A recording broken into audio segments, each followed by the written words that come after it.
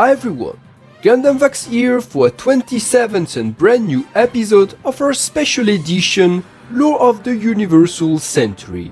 Today, we're going back again to the Zeta era in an attempt to answer a particular question, which is...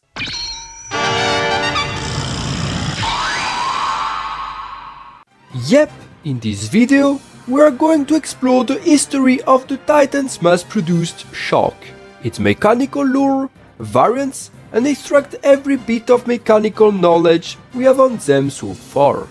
But let's start by the beginning. What is exactly the Barzam? Codenamed RMS-154, the Barzam was a mass-production general-purpose mobile suit, deployed primarily by the Titans during the later stages of the Grip's conflict. Unlike the AoZ and Marasai, mainstay mobile suits of the Titans army, the Barzam was industrially produced not by Anaheim Electronics but by the New Guinea base, one of the Earth Federation-turned Titans facilities. As such, the Barzam reflected a drastic change in the Titans' war philosophy, who wished to modernize and standardize their ground forces with their own know-how and production lines, rather than depending from the will and sales of a fraudulent mega-corporation. This change of manufacturer is actually why the Barzam design came out so unique, and why instead of resembling a Zaku-type mobile suit, it bore more resemblances to the costly strange-looking wooden weapons the Titans continually pumped from their own assembling lines. With its shark-like appearance, the Barzam was a combination of productivity and effectiveness, standing out from most of its peer ground suits for a relatively low cost. First, the Barzam came out with its own custom beam rifle, which instead of being handled, was fixed on the forearm and powered not through E-caps but by the mobile suit generator itself. This granted the beam rifle a higher beam output, which could enable the Barzam to power up the beam for a few seconds and then fire a beam cannon grade attack for a higher firepower.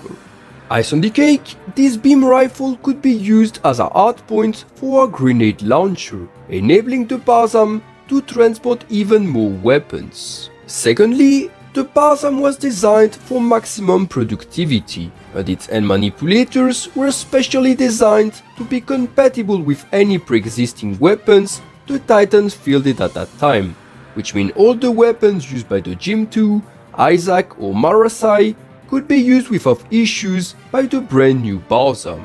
Thirdly, the Barzam inherited the concept of its predecessor, the Gundam Mk II, and discarded the use of inbuilt Vulcans for an externally mounted double Vulcan pod, which saved place in the head for better sensors and could be replenished more easily than the traditional inbuilt Vulcans.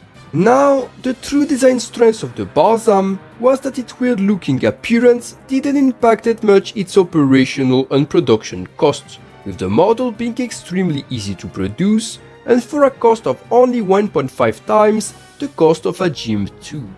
This was an excellent trade, considering the Barzam was made of more resistant Gundarium alloy instead of titanium alloy, and also made use of a transformable frame. Nonetheless, the Barzam was not at all a perfect machine. First, the Barzam exotic design was a bit of a stretch, and also it was pretty easy to produce. Specific assembling lines had to be created for it, which made old AoZ and GM type lines couldn't be used to produce Barzams. This actually doomed the Barzam production, as it made it difficult to move the assembling lines in a time where the Titans were gradually losing support from the Federation.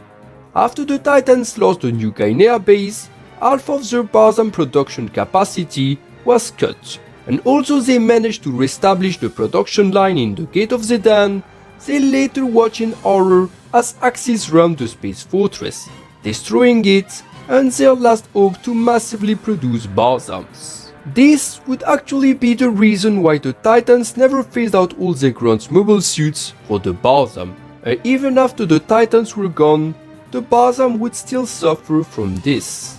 While the Federation was keen in forgetting that the Barzam was an ex-Titans machine, the production problems for such an unremarkable machine caused the Earth Federation forces to soon lose interest in it, and instead choose the Gym III as their new mainstay model. Despite this, the Barzam would remain in service for many years, being considered a variable and reliable design by most Federation factions, spanning many variants across the Universal Century. But enough setting for today, let's get to our lore. The year is UC 87, and at that time, the civil war known as the Grips War was plaguing the Earth sphere, opposing the Titans, the armed fist of the Federation hardliner ideology, to the AoZ, supported by the Reformed faction of the same Earth Federation. At the start of the conflict, the Titans' mainstay mobile suits were the Federation-produced Gym II and the Anaheim Electronics boat Isaacs, but soon both these machines had proved to be outdated designs which needed to be phased out. In their place, the Titans had been forced to buy out the enhanced successor of the Isaac, the RMS 108 Marasai, also produced by Anaheim Electronics. On the opposite side, the AoZ had started the war with a sizable number of Gym IIs, but in a matter of months, good budget managing had enabled the organization to acquire a boosted replacement, the MSA 003 Nemo, which could easily compete with the Marasai. Even better, the AoZ had been able to acquire enough Nemos to phase out all their old Gym IIs, which meant the performance of their ground forces had stabilized as a result. On the Titan side, things weren't this good. Due to massive spendings in experimental prototypes, notably one-of-a-kind transformable mobile armors, the Titans had been left with an empty treasury and few resources to spend on their grunts. This meant that although they had managed to buy a sizable number of Marasais, those weren't enough to be supplied to all the Titans' forces, and a good chunk of their ground forces were left to root with old Isaacs or Gym II. Even worse, the Marasai was supplied by no other than Anaheim Electronics, which wasn't good for the Titans since the supply for their ground line depended on a bigger corporation which also supplied their enemies. The Titans needed desperately a new mass production model, cheap while remaining effective, and most importantly, homemade. Far away from all this turmoil, on a blue planet called Earth, a particular development project from the regular Earth Federation forces was taking place. Codenamed B.A.R.Z.A.M. and supposedly standing for Boosted Armored Replacement for Zeonic Armor Mobile, this project aimed to create a modular mobile suit, which would remain simple but would be variable enough to compete and phase out transformable mobile armors in space combat. The idea was to have a new asset to phase out these costly machines and thus save time, money and efforts. To create this machine, the engineers made use of technical data from the Gundam Mk II and soon attempted to complete it with experimental technologies. Sadly, the project led to nowhere, failing to meet the expectations and the deadlines. Nonetheless, an incomplete machine had already been created, and to avoid having it to go to waste, it was instead repurposed by the engineers, being refitted as a commander-use machine, the RMS 154R01 Commander Custom, later retroactively called Barzam Commander Custom. Extremely similar to how the future regular Barzam would look like, the Commander Custom was a weird-looking machine, displaying a wide variety of assets derived from its original goal to contend with transformable mobile armors. On its back waist, the Commander Custom mounted a large skirt piece, which was originally designed to support the record-breaker speed of the original design, but was now used only to provide high-speed hovering abilities, enabling the mobile suit to glide over the ground like a dome. A gimmick which could be used was that this skirt piece could be detached and used by the Commander Custom as its personal handheld shield. Since the cancelled prototype was supposed to compete with advanced prototype mobile armors, it had also been equipped with advanced sensors to match their detection abilities and a high-output beam rifle to match their firepower, both assets the commander custom retained even in the lesser form it had been reduced to. Upon completion, this machine was then assigned to the Dragon 13 Independent Squadron, which was a squad from the Federation forces made of former Zeon soldiers. The commander custom would then be picked up by Ruth Hannibal, the squad leader, and be used to fight Karaba a certain number of times during the Grips War. Now I'm already hearing you coming. Ah yes, so the regular Barzam is developed from the commander custom, and that's why it's considered a mass-produced version of the Gundam Mk II, right? Well, yes, but no, not really. Let me explain. Far away from the B.A.R.Z.A.M project, the Titans were still stuck in their quest for their new mass-production mobile suit. After many attempts and the TR development project coming to an end, the Titans engineers had finally settled for a machine known as the RX-121-2 AoZ next-generation combat machine, a derivative from the TR-1 series.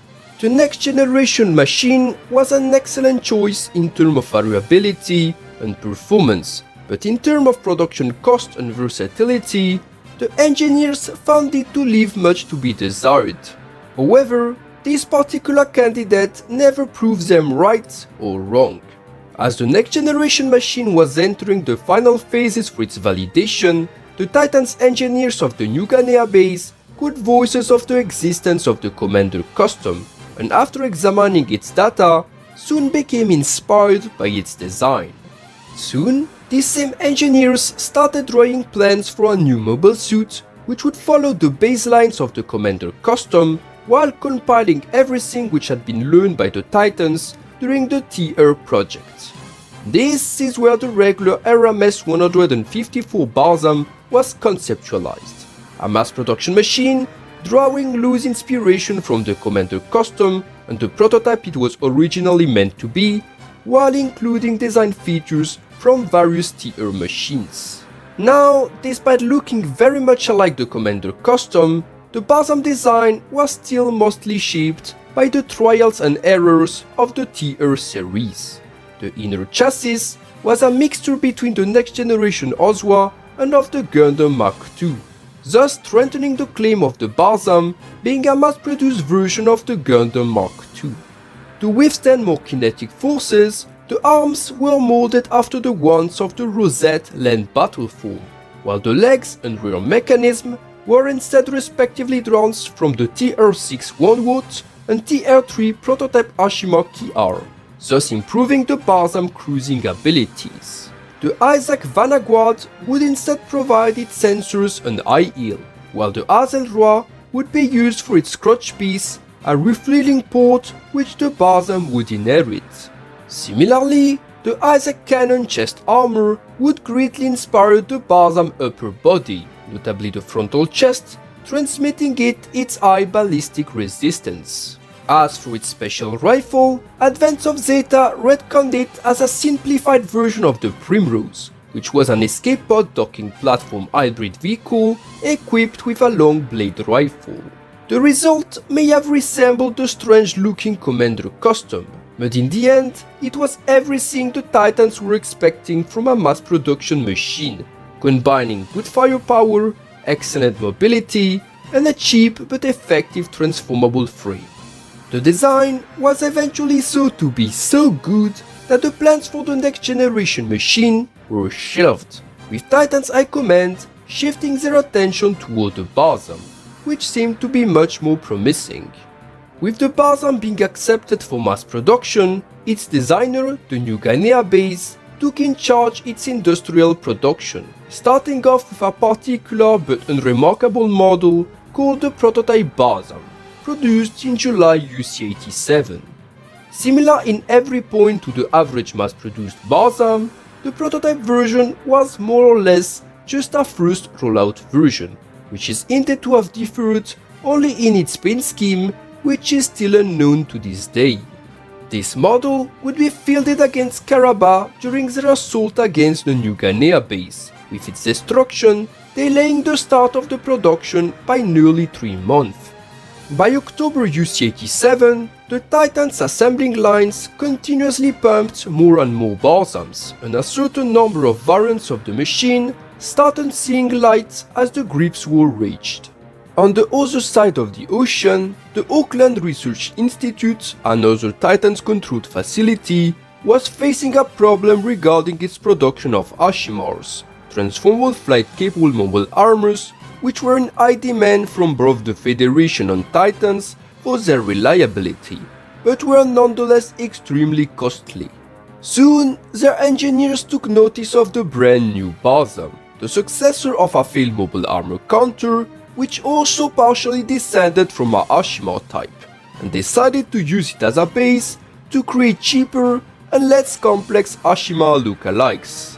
The result was the NRX-044BZ Musica or Musica, an enhanced version of the Barzam capable of atmospheric combat. A sort of hybrid between Barzam and Ashimar, the Musica was pretty much just an average Barzam, equipped with the Musica support armor and optional equipment which emulated the Ashimar armor frames, weapons and propulsion system, but used the Barzam instead of the costly original transformable frames for the core MBAC. Although the Musica couldn't use a mobile armor mode like the original Ashimar, it was still able to achieve high mobility on the ground and partial atmospheric flight, although not as long as dedicated mobile suits like the B.A.R.Z.A.M, while retaining the high output rifle and sturdy armor frame of the Ashimar. Sadly, despite the promise it offered, the Musica would never leave the prototype stage, probably because the Ashimar was already too much implemented to justify a step backward for a less costly but less versatile machine. In parallel, some Titans test team squads based on Earth instead started using the Barzam in their attempt to find a worthy successor to the Marine Isaac, and by combining it with a waterproof version of the Rududu II and a supplementary Aqua unit, eventually produced an amphibious Barzam, called the RX-154M Aqua Barzam.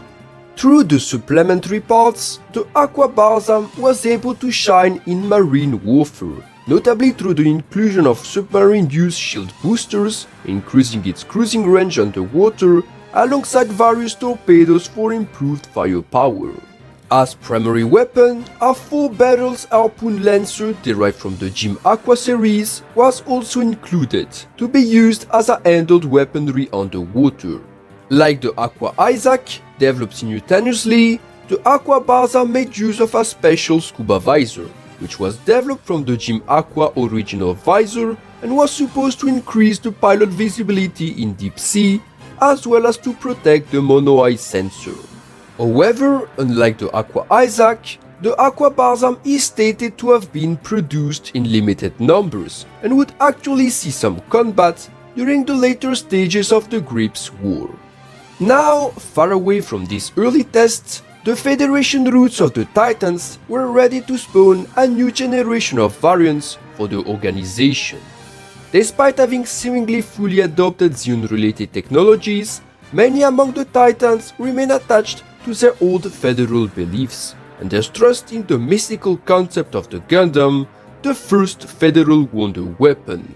With the Barzam being loosely related to the Gundam Mk II, a test machine the Titans had created to revive the Gundam myth, many among the Titans' senior officers wished to accentuate the fact that the Barzam was related to the Mk II, and clearly and officially turn it into its mass-produced version. To respond to this ideological demand, the Titans engineers across all of their facilities started to create more Gundam Mk II-like variants, with at least 3 different designs being produced as a result. The first of these was the Barzam Mk II, also called the Kondo version, which is only featured in the manga version of Zeta Gundam, which is labeled Alternative UC.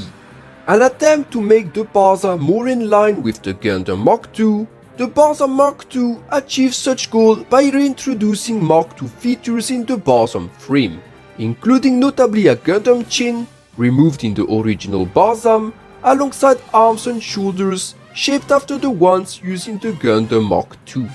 In addition, the standard loadout now included the use of the Gundam Mk II shield, used in conjunction with a AoZ beam rifle. Nevertheless, the most interesting characteristic of such Barzam was that the mono-eye camera was now replaced with a Gundam dual-eye camera system, giving it better close-range detection capabilities at the cost of a higher production price. Also, the Kondo Barzam is considered an alternative UC variant. Regular Barzam still exists in the same manga, which proved that average Barzams and Barzam Mk II coexisted during the war, even only in this manga continuity. The second Gundamizing attempt of the Barzam, which is the most famous, is no other than the Barzam Kai, also called Refined Barzam. Much like the Barzam Mk II, the Refined Barzam reintroduced Gundam Mk II elements to the design, but to a much greater extent. Simply and purely, the entire body was changed for a cheaper version of the Mk II body, discarding most of the weird bodily features of the Barzam for a more traditional Gundam gym type body. The result was more or less a Barzam head Gundam Mk II, and although the Mk II was outdated by the time the Refined Barzam was deployed, it was still excellent from the grunt perspective, making the Refined Barzam a much better mobile suit than the average Barzam. With the Mk II body came also its docking features and armaments, thus expanding the Refined Barzam's tactical sphere and performance through additional gimmicks, such as being able to dock with a G Defender or being compatible with all of the original Mk II weapons.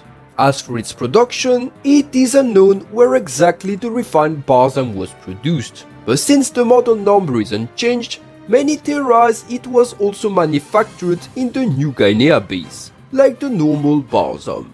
During the Grips War, a certain number of Refined Barzams were produced by the Titans and sent to the front line, with some Titans remnants being still in the possession of such machines as late as UC-84.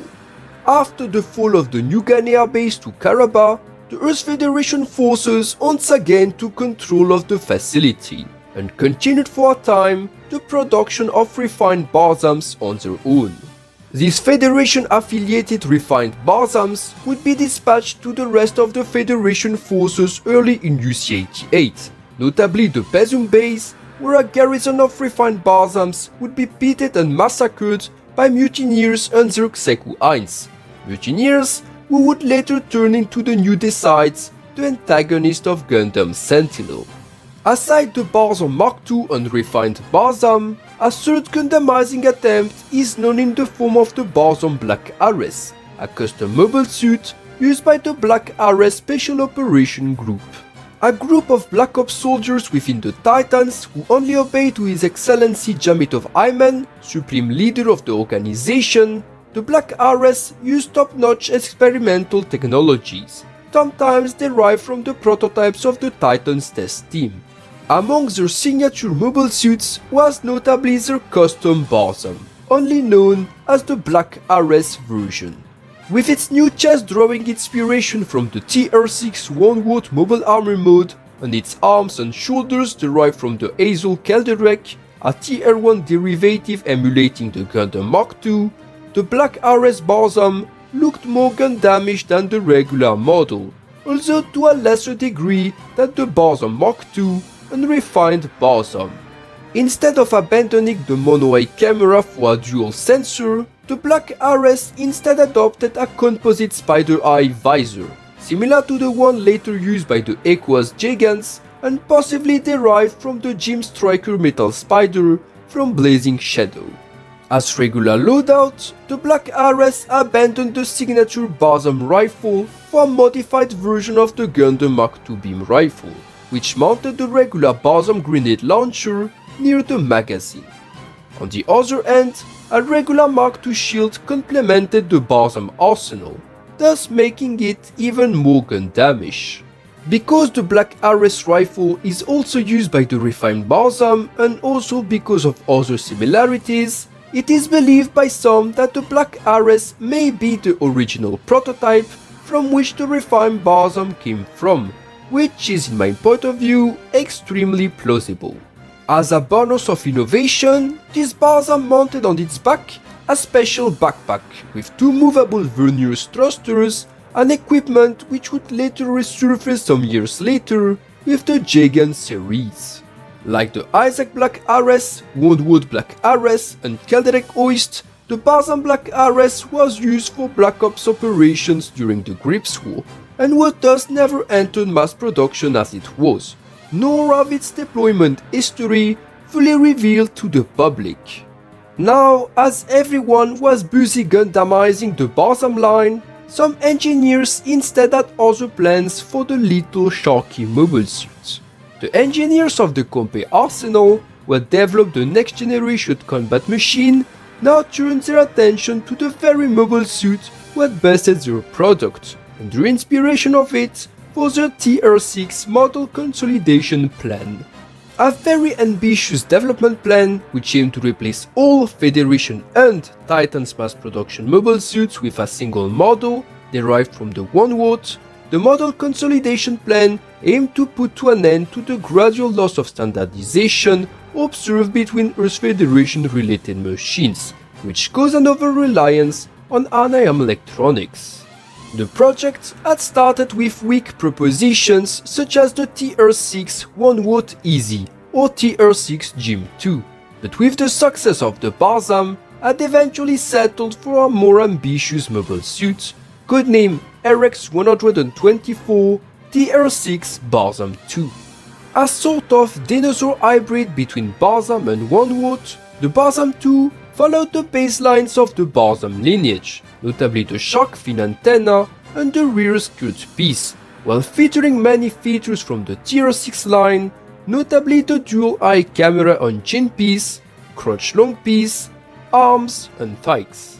In addition to that, legs inspired by the planned TRS were supposed to be introduced in the design for better stability, and the weak joints of the Woundwood shoulders were reinforced with sturdier frame. As for its weapons, the Barzam II adopted an improved version of the traditional Barzam rifle, which became a composite shield booster and included a supplementary bazooka.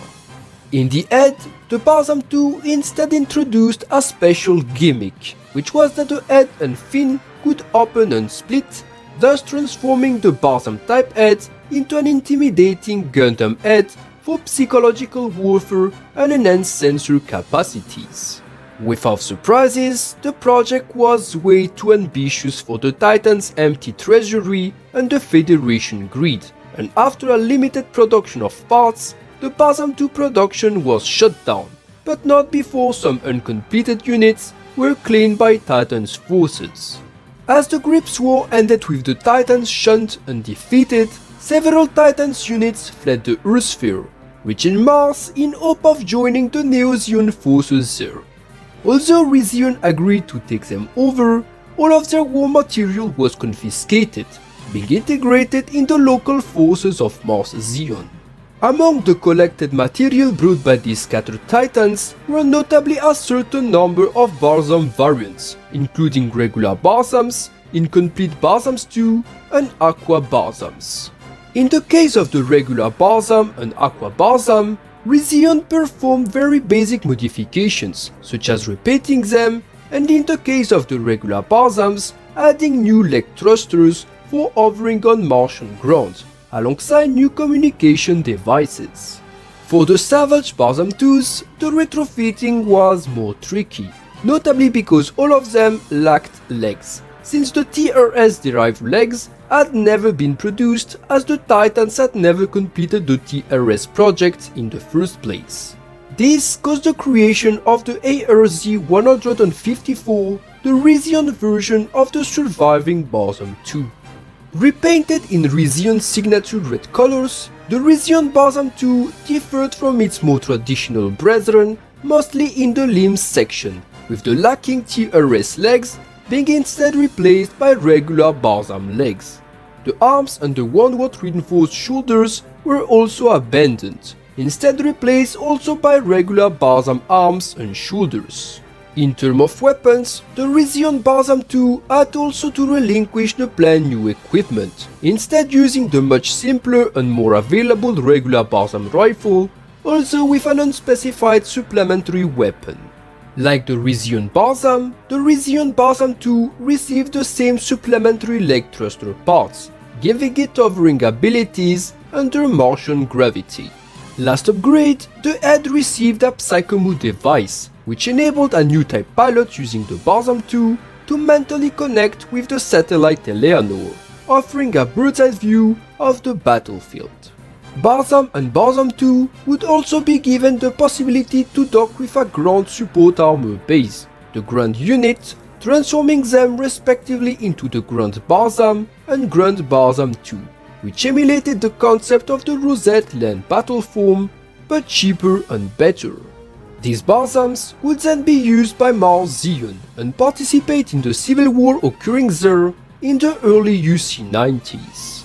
Now, while all these trillions of variants were pumped from every corner of the Earthsphere and beyond, the true top dog was still the average Barzam, which was still produced in greater number than all these variants put together, and achieved way more significant results. As the first New Zeon War entered its initial phase, the regular Federation forces who had obtained back the New Guinea base started producing its own batches of Barzams for its regular forces. As said before, this lasted only for a while before the Jim III took over, but in the meantime, the Federation started distributing Barzams all the same. At that time, many Federation authorities disliked the Barzam weird design, which reminded them both of the Titans and of the New Zeon enemies they were fighting. As a response to this, two independent conglomerates, the Namsudo Laboratory of Site 2 and B.A.R.Z.A.M Aerodynamics, colluded together and proposed a refitment plan to make the Barzam more acceptable in Federation eyes, while enabling for a smoother transition to the Jim III once the Barzam lines would be closed. The plan was essentially to give a Jim treatment to the Barzam, covering the mono-eye with a visor and modifying some body parts to make them compatible with Jim III's spare parts. As a result, the RGM-87 Barzam came to life and soon entered the front line against Neo Zeon. This model would then be adopted by the Federation forces, but also by the AoZ and Karaba, who would use it under the codename MSA-008. The Barzam actually exists under two forms, the Type A, which only covered the mono-eye with a visor, and the Type B, which also include the bodily changes to be compatible with the Jim III. By the late UC80s and early UC90s, surviving Barzams still remain in use by the Federation forces, also its use largely fell behind both the Jim III and Jagan, being sometimes paired with some surviving Federation-acquired Nemos. Fast forward to the early UC100s. The new think tank of the Federation forces, the Shinri, managed to buy out the Namsudo Laboratory, thus gaining the know-how behind the Barzam construction in the process. Through the Namsudo Lab, the Shinri would rethink the concept of the Barzam, designing a new mobile suit recycling old Barzam parts bastardized with Jagan normal type technology, resulting in the creation of a machine known as the Barzam Type C2. A Jaganized version of the Barzam, which was less ashamed of its Barzam lineage, the Barzam Type C2 was an excellent mobile suit from a logistical point of view, enabling the recycling of old Barzams while keeping up with newer models through the use of a Jagan normal type generator and some of its spare parts. The Type C2 would be massively produced in the Site 2 area, where the Namsudo Lab was located, and effectively become the local mobile suit for most of the late UC. During the old mobile conflict of UC 122, Barzams were still widely used in the Site 2 area, and as late as UC 146, the Barzam was still present in the Amelia colony, With the Zarskar Empire emerging in Damelia during the late UC 140s, it is actually believed by many that the first generation of Zarskar mobile suits, such as the Zoloat, may actually be related to the local Barzam, and many in Japanese fandoms are expecting Faster's formula to confirm that to be true in the future. While Side 2 and the Scenery played with their own Barzams, B.A.R.Z.A.M Dynamics, who had previously worked with the Namsudo lab on the Barzam Type A and B, acquired the know-how to construct Barzams Type C2 and secretly produce their own variant called the Barzam Type CR or the Barzam Mahouse or Matcha. Similar to the Jagan B.A.R.Z.A.M type, also modified by B.A.R.Z.A.M Dynamics for their own use, the Barzam Mahouse shared the same purple paint scheme, and most importantly, the same lens additional sensor, which would actually be the forefather of the Google sensor of the Crossbone Vanguard mobile suits. Like the average Barzam C2, the Mahouse usually used the Jagan shield and beam rifle, but could also equip a composite lens if need be.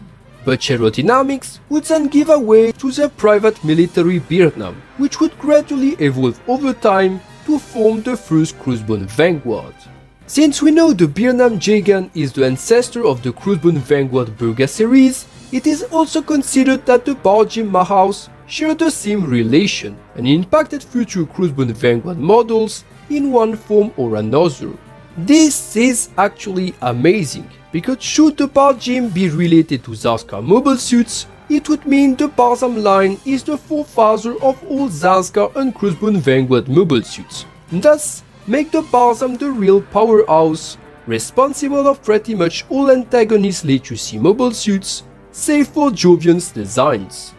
The last non-incarnation of the Barzam would actually appear 23 years after the last Barzams were sighted, in UC 169, as the age of warring space states reached. Meet the last of the Barzam series, the Wakezam, a commander-used mobile suit deployed by the country of Imn. A trash mixed build cobbling together parts from various derelict mobile suits, the Wakezam was made using a Barzam head, fixed on a heavily damaged Methes body, which legs had been stripped away, revealing the internal cables. The arms were taken from a Zakutu, with the left shoulder retaining the Zakutu shoulder shield, while the right one instead mounted a Mara-sized shoulder shield. Amongst all this mess, the only redeeming quality of the Wakezam was it wearing a long cloak, made of ABC cloak, once used by the Crossbone Gundam and which could withstand several beam attacks before wearing off. Now, the Wakezam was not necessarily meant to be useful or actually good. In fact, the country of Imd had left it as a scarecrow machine, even by the era standards, on purpose, to make it look like a ghost or a zombie, which is why the paint scheme was changed to white and red blood colors. Reason? Well, the Wakezam was actually supposed to serve as the commander mobile suit of the Shield Masks, a unit of the country of Imn who haunted the Grips 2 colony laser, scaring strangers away, as the place was where the country of Imn hid the air sneaks and the cryostasis Tetanif Dogati, as part of their agreement with the Jupiter Republic. Despite this, psychological tricks would not be enough for the Wakezam, and after engaging the trespassing protagonist of Crossbone Dust, it would see all its subordinates fall in front of the much more deadly Anchor. After the Anchor would also defeat the powerful Kangraza mobile armor, the Wakezam would ambush the Gundam from behind, before being badly kicked away. With the air sneaks and Tetanif Dogati being freed, the Grips 2 colony laser set in motion a self-destruction program, which blast was barely evaded by the protagonists. Sadly for the last of the Barzams, it would not be the case, with the Wakezam, last surviving heir of the Gundam Mk II in heritage, vaporizing in a burst of light. And we have now completed today's topic, and I hope you will like it. This will be all for today's video, but stay tuned for future lore content delivered on the same channel. Hit the like button, and most importantly, comment and subscribe, as it will really help the channel to flourish. So long, fellow new types. until the time of our next special edition.